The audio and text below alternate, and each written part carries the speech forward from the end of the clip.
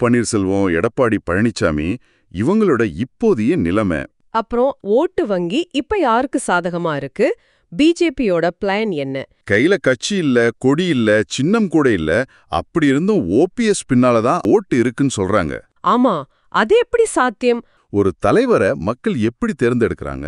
பதவி மட்டும் போதுமா, இல்ல மக்கள் செல்வாக்கு ரொம்ப அவசியமா? பதவி இல்லாத ஓபிஎஸ் கிட்ட எப்படி அந்த செல்வாக்கு நீடிக்குதுன்னு? அதுக்கு காரணம் விசுவாசம்.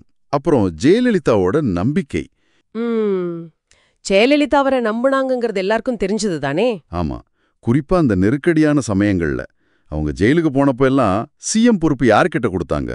ஓபிஎஸ் கிட்ட தானே, இபிஎஸ் கிட்ட இல்லையே. ஆமா ஆமா, அது அவர் எந்த ஒரு இதுவும் இல்லாம திருப்பி கொடுத்ததும் ஒரு பெரிய விஷயமா பேசப்பட்டுச்சு. அதுதான். சரி, இது ஓபிஎஸ் பக்கம். இப்போ இபிஎஸ், இப்ப அவர் தானே பொதுச் செயலாளர். இபிஎஸோட தலைமைத்துவத்தை கொஞ்சம் கேள்விக்குள்ளாக்குது.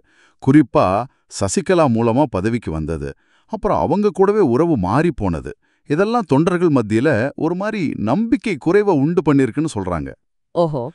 தகுதிக்கு மீறி ஒரு பதவி வந்தா அதை தக்க வைக்க என்ன வேணா செய்வாங்கன்னு சொல்றதுக்கு இபிஎஸ் ஒரு உதாரணமா கூட சில பேர் பாக்குறதா உள்ளது. ஒரு கட்டத்துல தன் ஆட்சியை காப்பாத்திக்க ஓபிஎஸ் தயவு கூட நாடினார்னு சுட்டி காட்டுறாங்க. இப்போ இபிஎஸ் மாநிலம் முழுக்க டூர் போயிட்டு இருக்காரு, அதுக்கு ரெஸ்பான்ஸ் எப்படி இருக்கு? அதுக்கு எதிர்பார்த்த அளவுக்கு கூட்டம் சேரல. கொஞ்சம் தனிமைப்படுத்தப்பட்ட மாதிரி ஒரு ஃபீல் இருக்கு. ஒருவேளை அதிமுக ஒன்னா இருந்திருந்தா நிலைமை வேற மாதிரி இருந்திருக்குமோ? நிச்சயமா, பிளவு இல்லாம இருந்திருந்தா இது வேற லெவல்ல இருந்திருக்கும்னு ஒரு கருத்து இருக்கு. இந்த பிளவை இருக்கிறதால பிஜேபிக்கு வசதியா போச்சா? அவங்களோட பிளான் என்னவா இருக்கும் பாக்குது? கண்டிப்பா, பிஜேபி இந்த பிளவை தங்களுக்கு சாதகமா யூஸ் பண்ணி தமிழ்நாட்டுல வளர பாக்குறாங்கன்னு. அதாவது இபிஎஸ் தலைமையில கூட்டணி வச்சு அவங்க எம்எல்ஏ எண்ணிக்கையை ஏத்திக்கலான்னு நினைக்கிறாங்களா? ஆமா, அப்படி ஒரு பார்வை இருக்கு. குறிப்பா கொங்கு மண்டலத்துல அதிமுகவும் பிஜேபியும் ஒண்ணுக்கொன்னு தேவைப்படுற மாதிரி ஒரு சூழல் இருக்கு. அதனால அங்க இருக்க சில தலைவர்கள் இந்த கூட்டணியை சப்போர்ட் பண்றாங்கன்னு அந்த ஆய்வு சொல்லுது.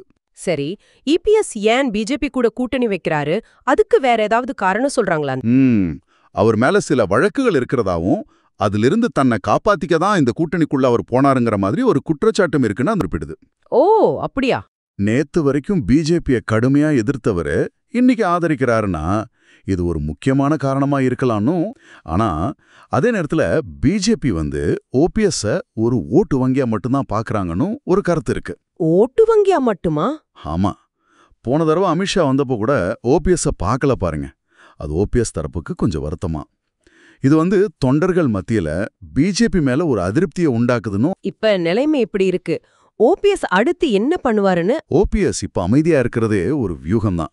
சீக்கிரமே அவரும் இபிஎஸ் மாதிரி ஸ்டேட் ஃபுல்லா டூர் ஆரம்பிக்க போறாருன்னா. ஓ, அவரும் டூர் கிளம்ப போறாரா? ஆமா, பொறுமையா இருந்தாலும் அவர் எடுக்கிற ஸ்டெப்ஸ் கடைசியில ஜெயிக்கிற மாதிரி இருக்கும்னு அவங்க நம்புறதான். ஒரு மாதிரி சிக்கலான அரசியல் சித்திரம் தெரியுது.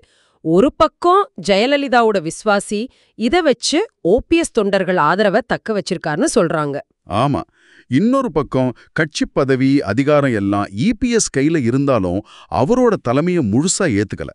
இந்த கேப்ப பிஜேபி யூஸ் பண்ண பாக்குதுன்னு. கரெக்ட், நீங்க சொன்ன மாதிரி அந்த கொங்கு மண்டல கணக்குகள், இபிஎஸ் மேல சொல்ற குற்றச்சாட்டுகள், பிஜேபியோட இரட்டை நிலை, இதெல்லாம் சேர்ந்து இந்த சூழலை இன்னும் கொஞ்சம் காம்ப்ளிகேட் ஆக்குது. ஆமா, மொத்தத்துல ஒருங்கிணைஞ்ச அதிமுகவோட வலிமை இப்ப இல்லங்கிறது தெளிவா தெரியுது. சரி, இப்ப இத கேட்டுட்டு இருக்கிற நீங்க என்ன நினைக்கிறீங்க? இந்த ஆய்வை வச்சு பார்க்கும்போது பதவி சின்னம் மாதிரி அதிகாரப்பூர்வ பலம் இல்லாட்டாலும் ஒரு தலைவரோட பழைய விசுவாசம், மக்கள் தொடர்பு மட்டுமே அவர் அரசியலை நிலைநிறுத்துமா? இல்ல, கட்சியின் கட்டமைப்பு, பொதுச் செயலாளர் பதவி மாதிரி அதிகாரம்தான் கடைசியில ஜெயிக்குமா? ஓபிஎஸோட இந்த டூரு ஒருவேளை இந்த ஈக்குவேஷனை மாத்துமா? இத பத்தி நீங்க என்ன நினைக்கிறீங்க? உங்கள் கருத்துக்களை கமெண்டில் தெரிவிக்கவும், லைக் பண்ணவும் நன்றி.